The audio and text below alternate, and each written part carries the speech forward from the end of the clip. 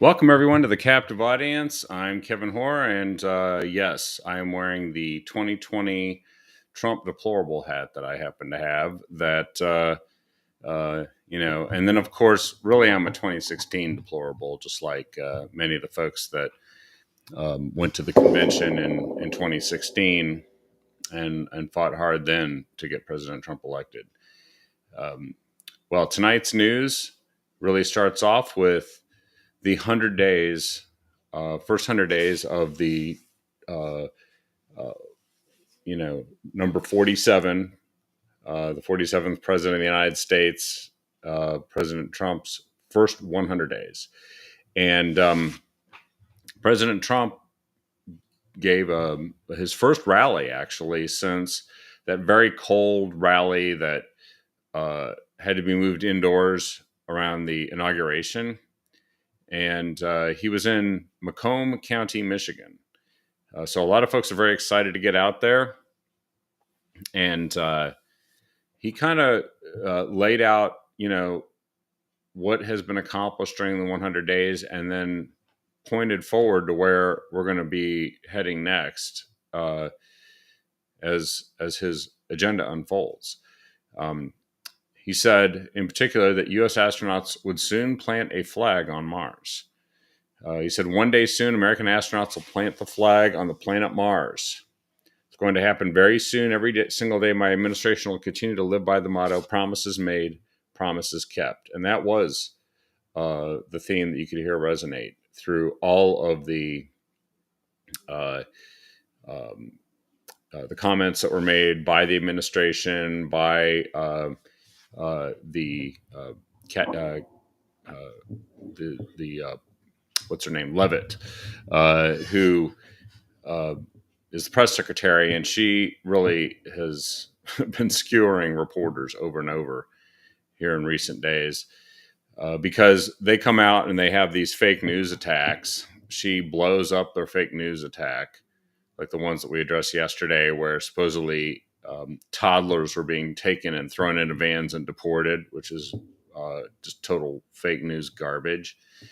And, uh, now we get to emphasize not only what's been accomplished, but what's going to be happening next. But we got to keep fighting against the fake news. It's really terrible because they have all along continued to advance an agenda of falsehoods. But let me tap into a little bit of what he said in his 100-day rally. He said the administration is going to be putting the largest investment historically into the U.S. military. We will make the largest ever investment in the U.S. military and build the Golden Dome missile defense shield that's going to protect us so we live a long and beautiful life. He also promised to protect Medicare and Social Security for seniors, which the Democrats have been constantly saying that those two things are under threat.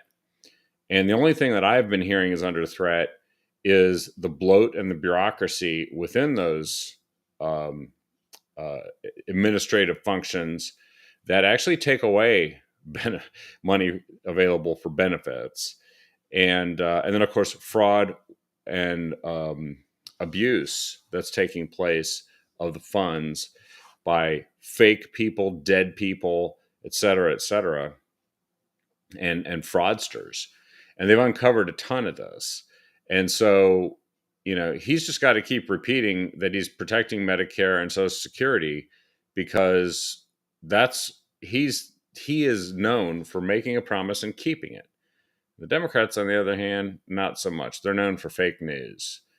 And, he kind of wrapped all this into saying a golden age has just begun.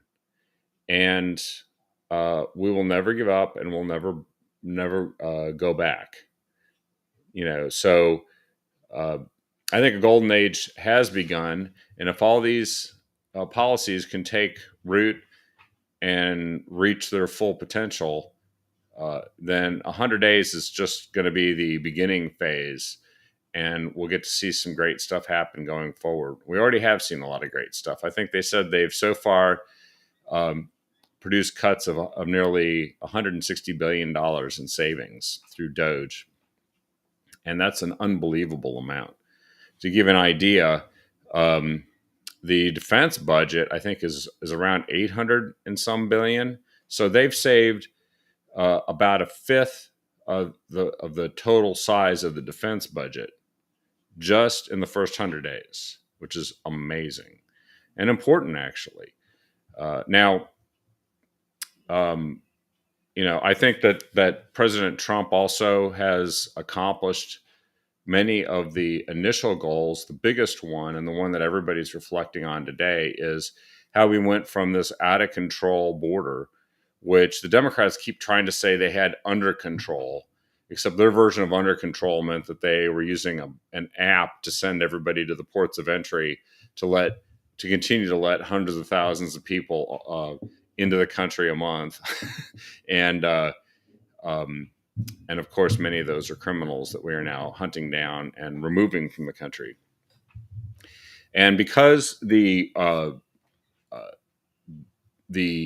de Aragua and MS-13 and several other gangs have been designated as terrorist organizations under the president's authority to do so, the Mexican cartels and transnational gangs, they have done an assessment to figure out how many of these terrorists are actually residing illegally in the U.S. And the number is 1,200 right now. 1,200, just the gangs. I actually want to know ultimately just how many people associated with ISIS and some of these other terrorist groups have gotten in. And there's some news to share with you about that too. But 1,200. They said that the NCTC, which is the National Counterterrorism Center, which is overseen by the Director of National Intelligence, Tulsi Gabbard, across all the intelligence agencies, has identified and provided leads to law enforcement on approximately 750 individuals with ties to MS-13, Tren de Aragua, and the Sinaloa cartel. And we just saw a big arrest, which got no coverage. We talked about it yesterday, but got no coverage in the local media here in Portland. But it was one of the biggest busts they'd ever done. And of course, I remember back during the campaign in the 4th District that Monique Despain went and talked. She's the Republican nominee running against incumbent Val Hoyle. She went and talked to people and that in the different counties and law enforcement, the sheriffs in Coos and Curry County, for example, who specifically said, yes, so the Sinaloa cartel is operating in our county. And now look how much can change in such a short period of time. Now these guys are being arrested and removed. And this is, of course, after one of these groups, TDA is short for Tren de Aragua. They have been operating in 22 states. They had their own, they took over apartment complexes in Aurora, Colorado. They even had their own nightclub, apparently, in Colorado that you could only get into if you had some connection with the gang. And of course, the second category that they've done identification on are Islamic terrorism. And it says here that they've identified 400 illegal foreign nationals released into the U.S. from countries of concern that are Central Asia connected to ISIS affiliated human smuggling networks. ISIS affiliated. So, there's the drug cartels that are doing human smuggling, and then there's ISIS, who's also in that business. And these guys were essentially just flowing into the United States, sometimes,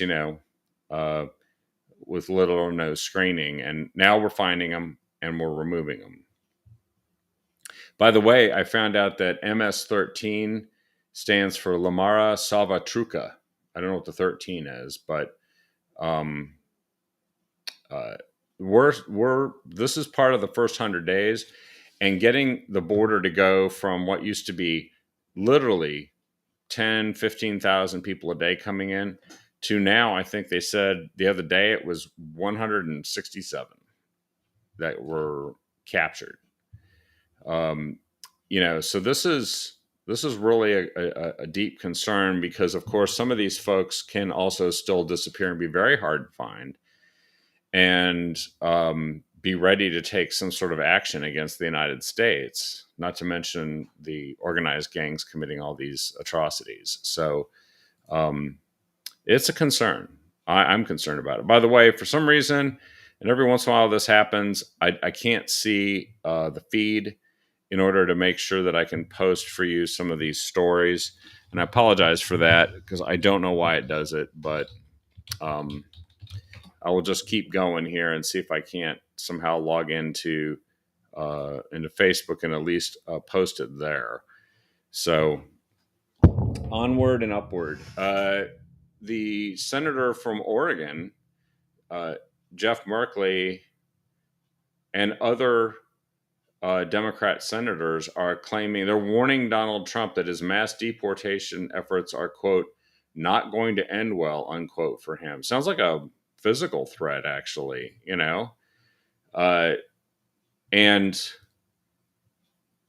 apparently, this was from comments made at what is supposed to be a comedic celebration of the White House Correspondents Association. Apparently, is now a full blown propaganda platform for Jeff Merkley, who is um, a radical leftist, Bernie Sanders supporter, who likes to go down and during the Trump administration, he was like beating on a fence saying, let these people out, claiming that there were kids in cages.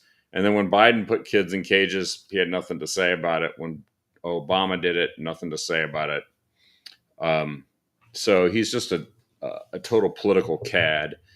And he is sticking to this whole idea that Kilmar Abrego Garcia from El Salvador is still just a Maryland dad, and that he was wrongly deported, claiming that he's not a gang member, even though, as we said, a court of law twice found that he was, and was arrested in the presence of and in a vehicle owned by a guy who was conducting human smuggling. If this is what the Democrats want to do, then they can throw their entire political fortunes into this effort to defend a guy with a bunch of MS-13 tattoos all over his body who's been sent back to his home country. Home, right? Not Maryland. And they think that this is the ultimate undermining of freedom. So there you go. That's the Democrat political position. And I liked what one of the spokespeople, Kush Desai, at the White House said.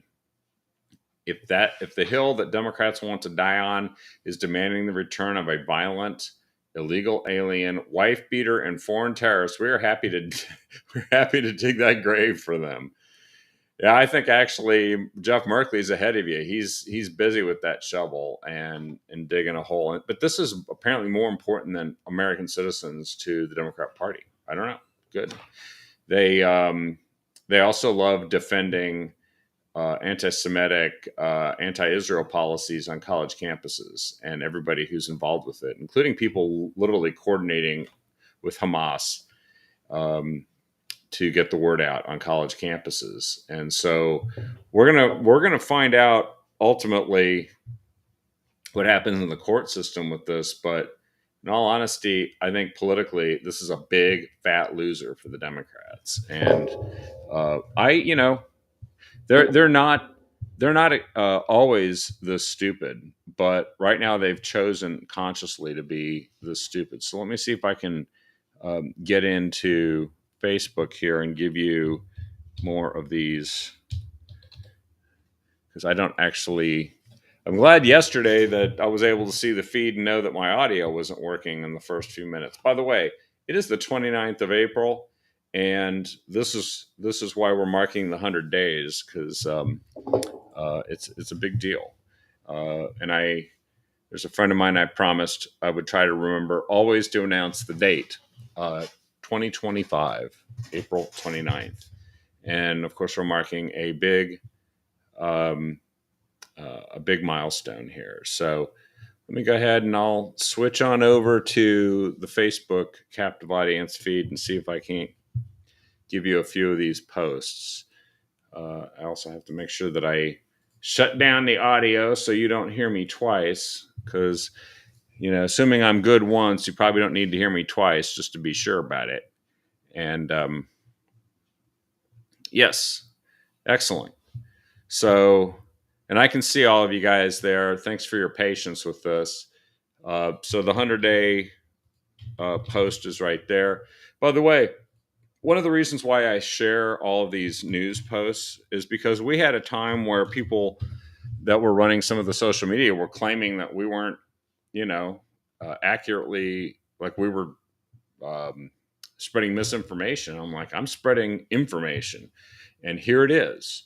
But if Jeff Merkley wants to come and make a statement on our air, he can go and do that. Boy, this is weird. I get this sometimes when it won't let me post a story because it tries to spell correct the darn story. There we go. Yes. I know I could probably shut that off. As it happens, 2 alleged leaders of a Venezuelan gang were arrested in Portland. This is a story from today. 2 men indicted in a racketeering case targeting current and former members of the Venezuelan gang, Tren de Aragua, were arrested in Portland, accused in sex, drug, and gun trafficking conspiracy. It names the 2 individuals, Johan Carlos Mujica Urpan, 27 years old, and Jose David Valencia de la Rosa, 27.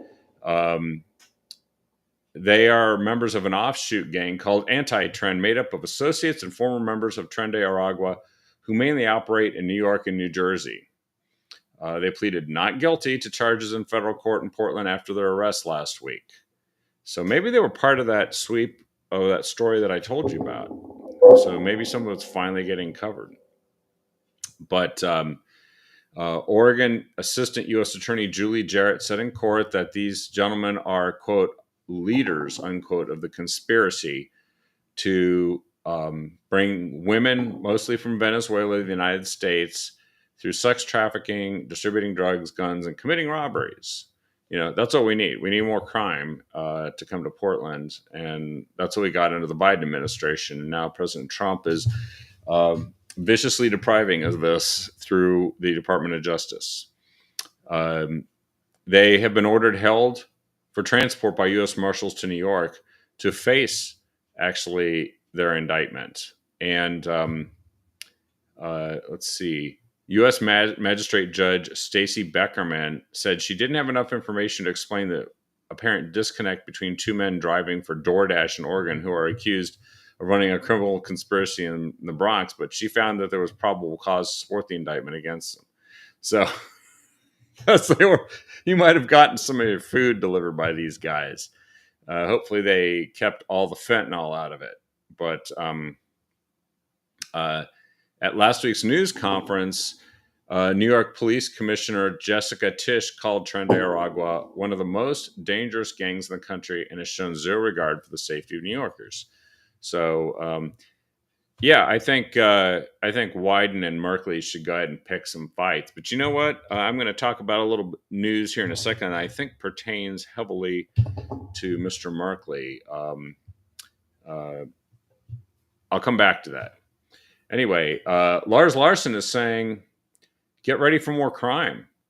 In his Northwest Nonsense post in the Oregon Catalyst, it says, I hope you're prepared for more violent crime, because that's what voters and those who they've elected have chosen. He's speaking specifically about Portland and Multnomah County. He said public opinion polls show almost twice as many citizens prefer cutting more police from an already under-policed Portland. BLM and Antifa mobs are demanding defunding police, and they got it. Now citizens want City Hall to solve its budget problems by cutting more. Don't expect arrests. Multnomah County, I talked about this the other day, rolled out a new budget with millions in cuts to the DA's office. The DA, who is actually a tough on crime DA that replaced the Mike Schmidt and the Schmidt show, his name's Nathan Vasquez, protested mightily against this. And hooray for him, because he's standing up and sticking up for the people who actually voted for law enforcement and prosecutions to take place. But Multnomah County and the chair, they have tried to cut his budget by 50%. That's right. Even though crime's gone up 58%, they're trying to cut his budget in half. That just tells you something about, and apparently they say they're going to put this into the homelessness programs that have done nothing but exacerbate homelessness. And then, of course, we've got people coming to a sanctuary state so they can hang out here and escape deportation. You can expect to see a lot more criminal aliens here. And Lars goes on to talk about the costs of the homeless population, the drug addiction that fuels it, and the flow of narcotics that's been keeping the price cheap. Now, I don't know, now that things are slowing down at the border, maybe it's not going to stay so cheap. We'll see what happens with that. It says, about a week ago, police left a dangerous armed man free in a ritzy neighborhood after he threatened officers with a knife. Get the picture? Your own protection is largely up to you, and help ain't on the way. That's from Lars. Pretty to the point. I appreciate him staying on this, because Oregon has become the poster child for what not to do for every other state, and Democrats are super proud of it. Speaking of Democrats being super proud of failure and disaster, the Oregon House Republicans put out a press release that talks about the new data, and I think I referred to this yesterday, that Tina Kotek, since she's been in office, despite having a goal of 36,000 units a year just to get back to where we need to be so that there's enough to satisfy demand eventually, in 2023, there were only 17,697 residential permits issued. That's well short of 36,000. It got worse in 2024, only 14,270 residential permits. And through February of 25, only 1,864 residential permits were issued, putting Oregon on track to issue a total of only 11,184 residential permits for 2025. So each year, it's gone down. In 2023, they were just shy of 50% of their goal. 2024, 40%. And now they're hovering right around 31%. This is why they got an F. And we talked about that yesterday. We're in the bottom 5 in the country. And yes, the numbers don't lie. Leader Christine Drazan of the Republicans said, Tina Kotek's making the housing crisis worse. And frankly, this is making it so that families cannot achieve the American dream here in Oregon. So spread that word far and wide. If people think everything's going fine, if 50% is the high water mark and 30% scoring a 30 out of 100 is a low F by any measure. Yes, I know there are open drug markets. I was just down in Old Town today briefly, and Old Town, Chinatown, it still looks like a super icky, crappy place with tents and businesses looking over their shoulders constantly. People constantly worried that they're going to get their cars broken into, that they'll get mugged or assaulted on the street. I passed a fentanyl deal on the sidewalk. I saw another person shooting up, and it's as if nothing has changed. And I did not see Portland Street Response, and I did not see anybody from any of these nonprofits out there trying to urge any of these folks to give up the life of crime and get into treatment. So that just tells you how it's working. It ain't. Here's what the Democrats are really focused on in Oregon. The Oregon Senate has passed a bill requiring the governor to fill vacant U.S. Senate seats. And right now, if there's a vacancy in a U.S. Senate seat, it would go unfilled until the next special election can be held, which could take many months. Um, this Senate bill would require a special election to take place between as early as 80 and no later than 150 days of the seat becoming vacant. But it would require the governor to pick someone within 30 days to fill the seat until that election can be held. And many other states have this provision, but this actually was changed. It used to be this way, and it was changed back in the 90s. And of course, as we know, there's this whole thing with judges in this state where the governor appoints judges to vacancies and then they run as the incumbent, and then they just keep getting reelected. So, but now it looks like the Democrats want to go back to that system, and it looks like it might have passed on what was pretty close to a party line vote. Democrats, I think, are concerned about making sure they can fill a seat that could be vacated potentially by Ron Wyden. He is the elder of the two, and he looks like it and sounds like it. Now, maybe like many Democrats, he wants to do a Dianne Feinstein and kind of die at his Senate desk. But, you know, bottom line is Democrats are more concerned about political power and the game in Washington than they are about solving anything back here in Oregon. There's another great article here in the Oregon Catalyst that cites a report from Kevin Dahlgren. The Democrats are actually paying homeless drug addicts to hold signs at protests.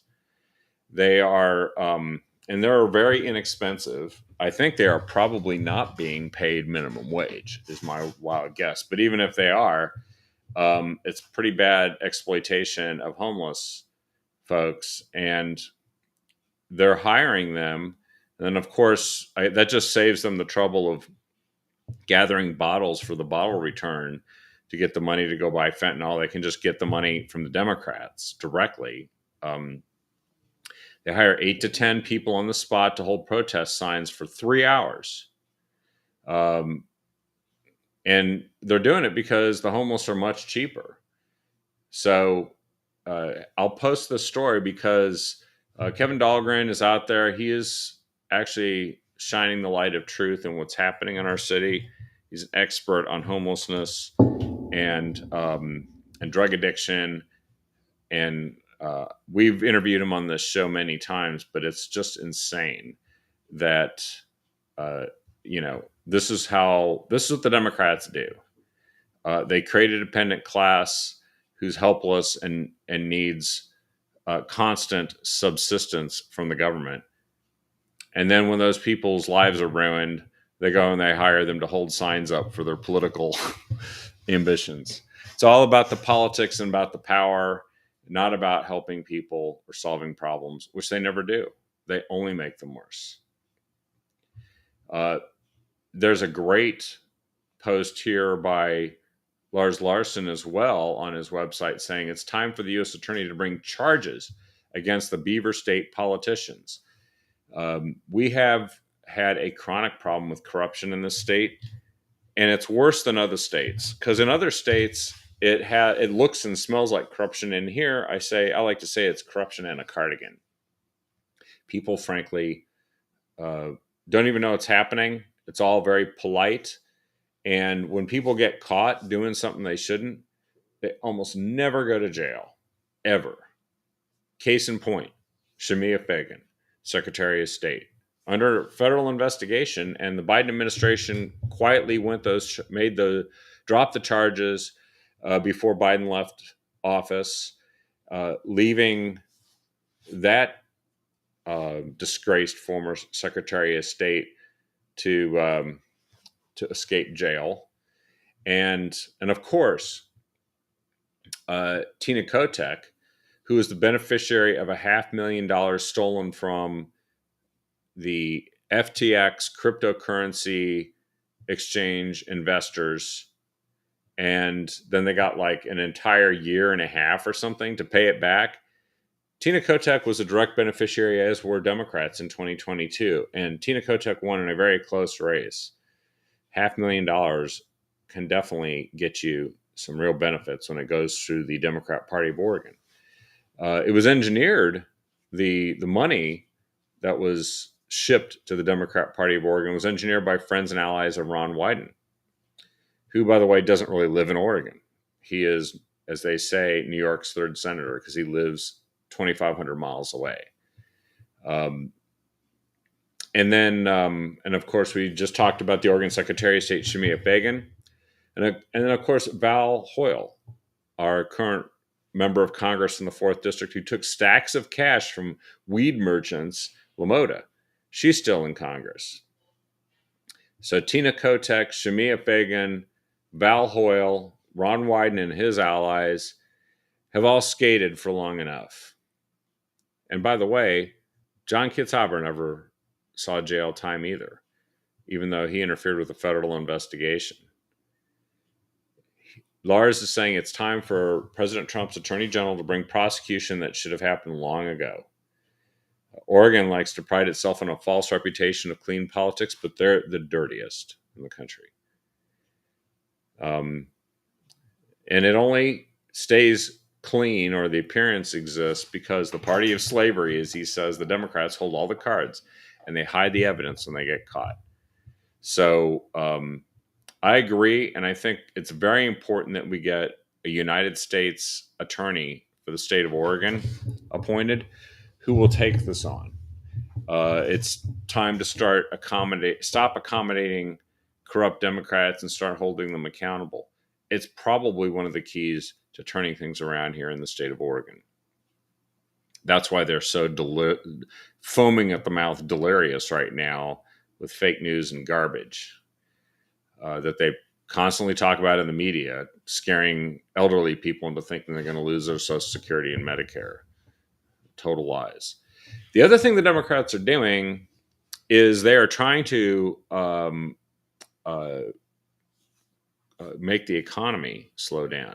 And here's what's fascinating. So there are numerous reports saying that consumer confidence has slowed, that we have seen a slide in consumer confidence, that people's expectations of inflation have risen, and they're citing the tariffs. However, what's fascinating about it is the tariffs really haven't come into effect and haven't had an impact. The only country for which there are some tariffs now of consequence is China. The others are all in negotiation, and this is a negotiation in which we're trying to get those countries to stop putting tariffs and non-tariff barriers against our products, right? And Oregon's a big export state, so this could be really, really important that this happens.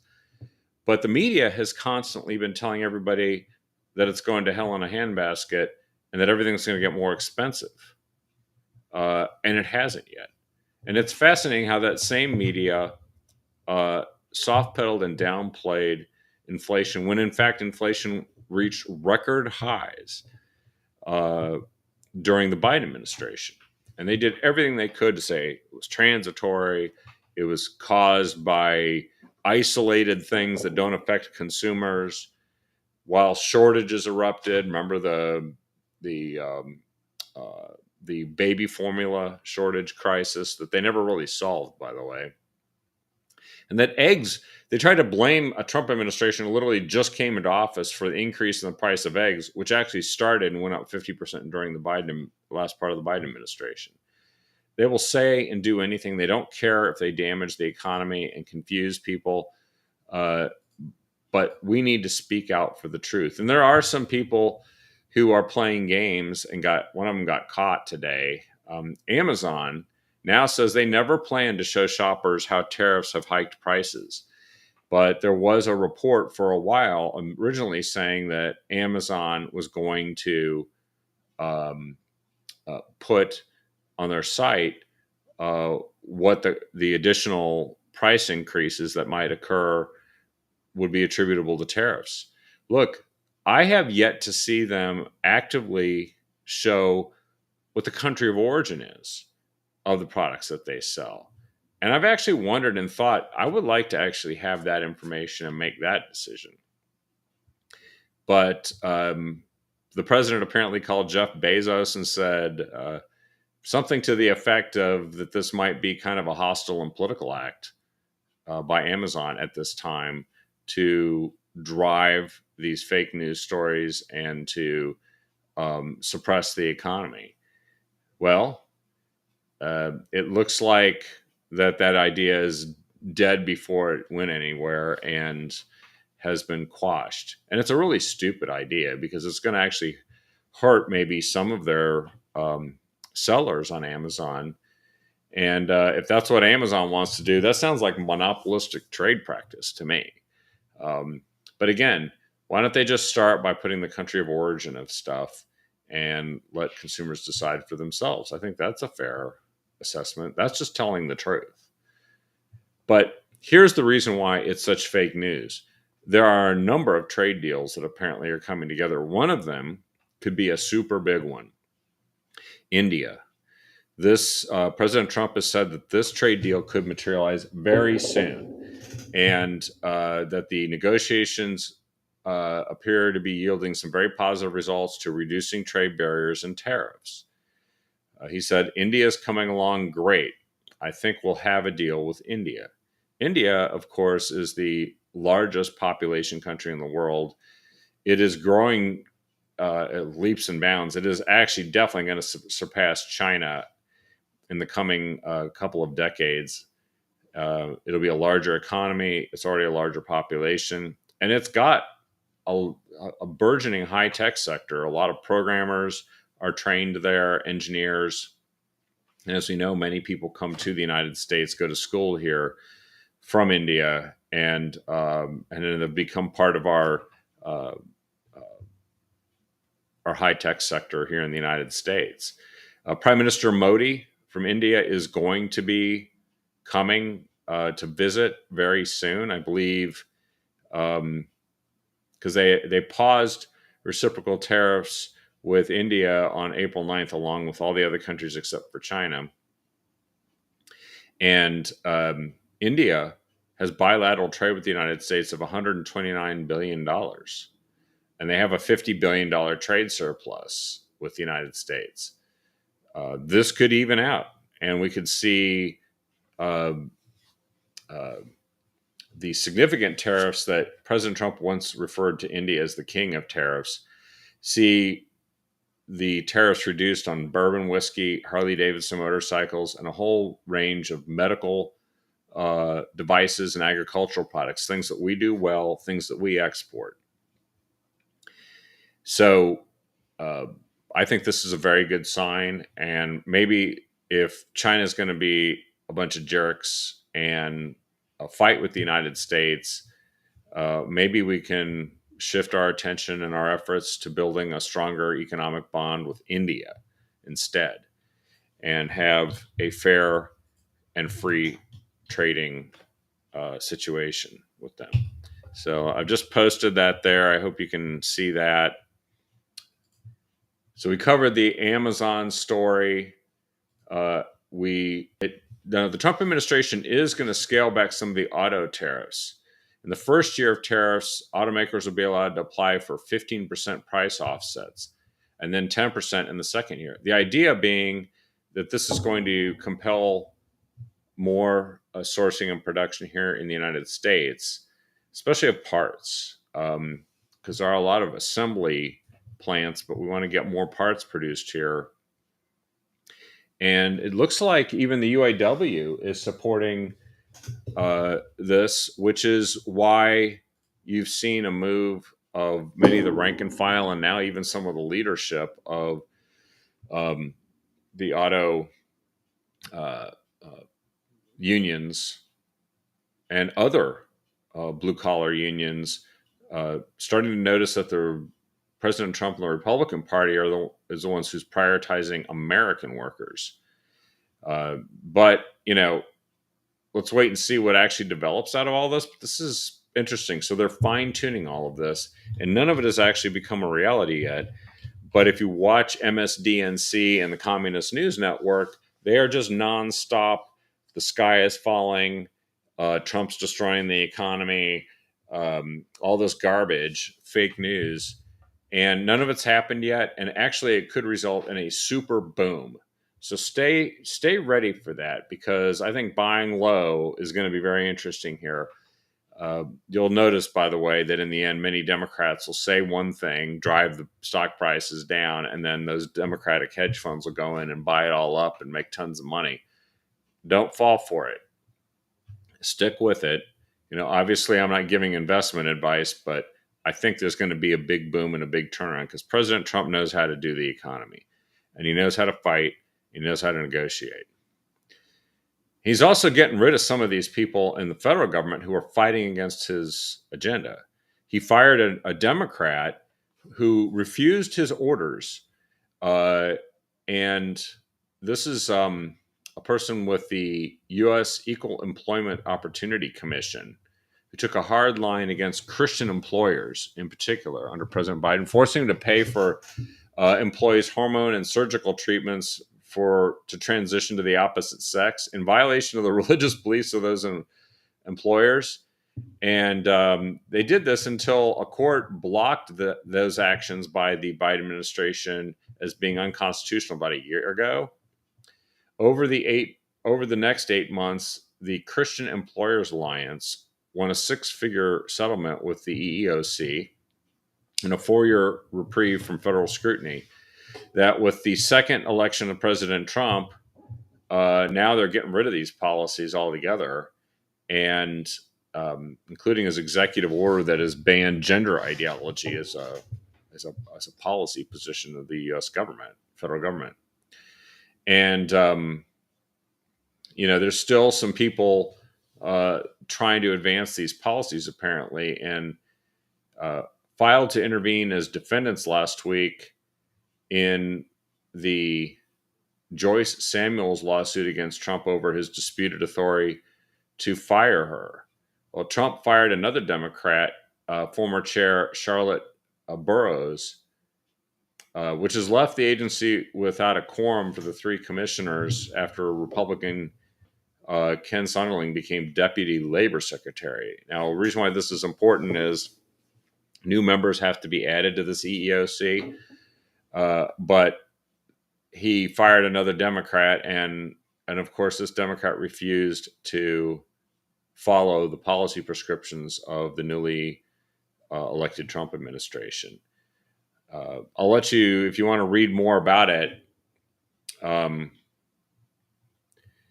they say some crazy stuff about abortion here, the EEOC, saying that abortion is not a, quote, known limitation, quote, or, quote, condition, quote, related to pregnancy. It apparently has something to do with some of the discrimination against Christian employers that they engaged in. So, it's going to take a while to weed these people out. It's not just insubordination, but I think in the case of some of the folks, it could be treason.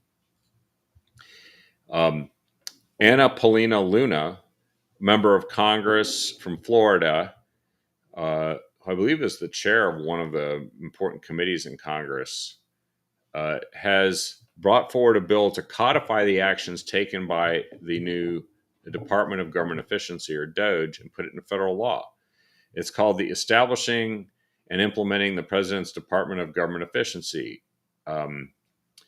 which is an executive order, and now she wants to make it U.S. law. She said, for the first time in decades, we are seeing a successful effort to save valuable taxpayer dollars from the federal government's rampant waste, fraud, and abuse. And she believes that the American people deserve no less. And they mention here, of course, terminating thousands of government contracts, reducing wasteful spending, and then the estimate of $160 billion in savings.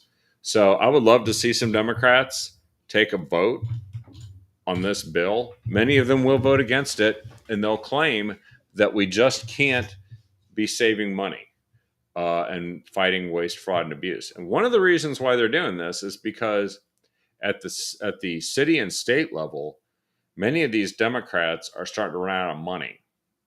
And here's a very good example, because we know this is starting to happen in Oregon. They're whining that the National Endowment for the Humanities isn't shipping a bunch of money to the very woke entity that is the the Oregon Humanities Department. If you read what they do, it's basically an advertisement for DEI and the trans agenda and all this stuff. And it's like, yeah, no federal money. Sorry, not happening. And he gave Gretchen Whitmer a compliment. That probably is something she hates because that's almost like the mark of Cain or something to the Democrats. Just like when she tried to hide her face when she went to the Oval Office recently and met with the president, and she caught a bunch of flack for that. But anyway, coming back to these budget shortfalls, the Democrats want the money to keep flowing. And the Chicago mayor, Johnson, is now facing a $1 billion deficit. Nearly every city in Oregon, major city in Oregon, Eugene, Portland, or the county of Multnomah, they're all facing deficits because they've all spent a bunch of money on programs that don't work. Crime has gotten out of control. Even though they've cut, in many cases, or constrained law enforcement spending, they're just spending money hand over fist on the DEI priorities and the harm reduction stuff and the Housing First initiative, which is just wasting money and making everything worse. Now they're starting to run out of money. And so now the mayor is saying he needs state funding from the state of Illinois because he's just not getting enough money from the feds anymore. But neither is the state of Illinois. And of course, we saw yesterday how Governor Pritzker from Illinois was literally calling for disruptive riots across the country. So maybe that'll become even more expensive for him. They have spent an enormous sum of money, and they've actually defunded many things that people really care about. They have been giving pay raises to the Chicago teachers at a time when they're running a $1 billion deficit. So they said the average Chicago public school teacher's annual base salary will be more than $114,000 by the time this 4-year contract they just signed ends. $114,000. But it sounds like the people in Illinois and the rest of the state are fighting back against this. And I think this is why we have to keep the pressure on and why we have to keep pushing. Because as they run out of other people's money in other states and they have to make choices about what they're spending money on their own, they may actually find out that they're going to try to raise your taxes or they're going to have to start deciding if they're going to cut the programs that don't work or not. And that'll have consequences in the election. And the Democrats know that they're in trouble. The National Democrat Party apparently is delivering more than $1 million a month to state parties, according to the Oregon Capitol Chronicle. They're shipping money hand over fist, left and right across the country. Oregon, of course, would be no exception. And it's the realization, to some extent, of Vermont Governor Howard Dean's 50-state strategy that he pioneered between 2005 and 2009. This is both a sign that the Democrats know that they're going to have to spend a lot of money on campaigns, but it's also a warning to us. We can't declare victory and just say everything's fine and stop supporting Republicans and Republican organizations who have delivered these results for us. President Trump needs to have a Republican House and a Republican Senate in order to accomplish his policy objectives. And we know what happens. We don't need to see the movie again. From 2019 to 2020, it was nothing but impeachment, obstruction, and investigation. And they just decided they were going to make sure that President Trump couldn't accomplish anything. That is why we have to stay on this. Plus, at the state level, we know that the battle happens in the trenches right here. That we have to actually make a run at this very weak and failed Democrat incumbent governor here in Oregon. She's literally failing and right in front of us in an obvious way, and it's time to call her out. But we got to make sure that the state and local parties and the national organizations have the resources they need to do it. The Democrats aren't problem free, though. Uh, so there's a vice chair of the Democrat National Committee, David Hogg, who, if you recall, he's known for his anti-gun activist role, describing himself as a so-called survivor of the Parkland High School shooting in 2018. And he is out working with groups outside the Democrat Party to run primaries challenges in 12 congressional districts against Democrats they think are too moderate. And I think it's awesome. I think he should do it all day long. And now there's a big fight going on in the Democrat Party over this, and I love it. And so he says we will not challenge somebody that's in a swing district. Okay. But he's going to make Democrats spend money, and maybe he will create some swing districts because of what he's doing.